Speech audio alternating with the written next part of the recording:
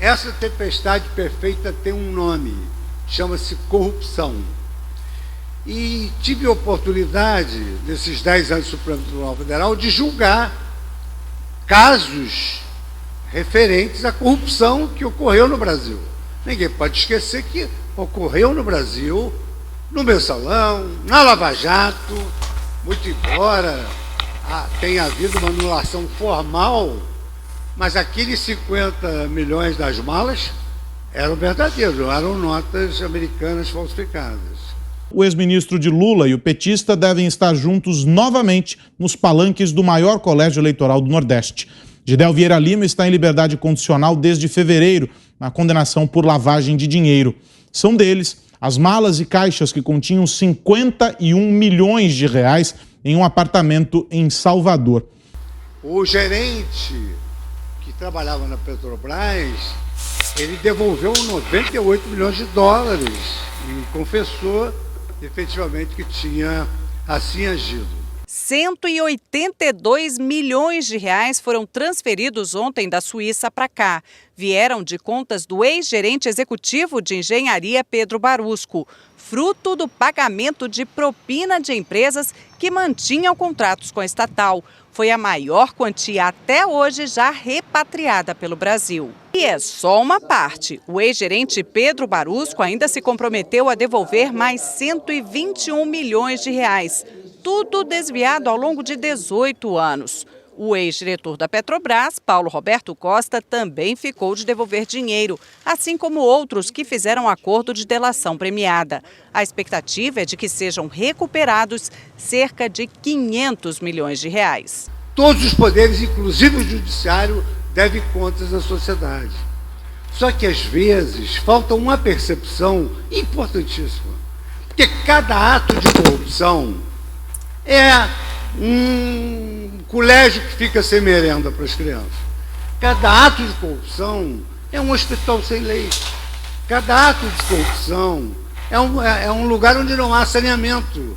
E onde não há saneamento, não há saúde. E nós assistimos, lamentavelmente, à morte de quase 700 mil pessoas que faleceram em razão desse flagelo. Houve um esquema de corrupção sofisticado e planejado, que começou quando o presidente Lula, por decreto, alterou o estatuto do BNDES, possibilitando esses empréstimos vultuosos aos campeões nacionais e aos países mais vinculados ideologicamente ao governo. Com recursos públicos, foram em 6 anos, de 2008 a 2014, foram 716 bilhões de reais. 200 e poucos bilhões de reais do FGTS, do FAT, do PIS/PASEP, portanto, dos trabalhadores brasileiros. E mais de 400 bilhões de reais do Tesouro Nacional. A diferença o povo brasileiro é que paga. Vai pagar 187 bilhões até 2060. Temos ainda 42 anos para pagar essa conta da corrupção planejada pelo governo. A destruição da economia brasileira não parava por aí. O PT também roubava o Brasil, ajudando seus amigos políticos do exterior. O BNDES, um banco público, financiou de 2003 a 2015 as maiores empreiteiras do país para trabalhar fora do Brasil. Obras na Venezuela, Cuba, Peru, Argentina e na República Dominicana foram financiadas pelo Banco Nacional de Desenvolvimento, o BNDES. Todos esses países tinham governos autoritários e participantes do Foro de São Paulo. Enquanto o Porto de Santos, responsável por mais de 50% do PIB nacional, precisava urgentemente de reparos e modernizações. O governo brasileiro preferiu ajudar a reforma do Porto de Cuba.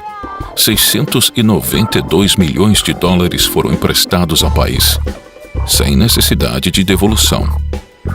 Outra forma de financiar Fidel Castro foi através do programa Mais Médicos.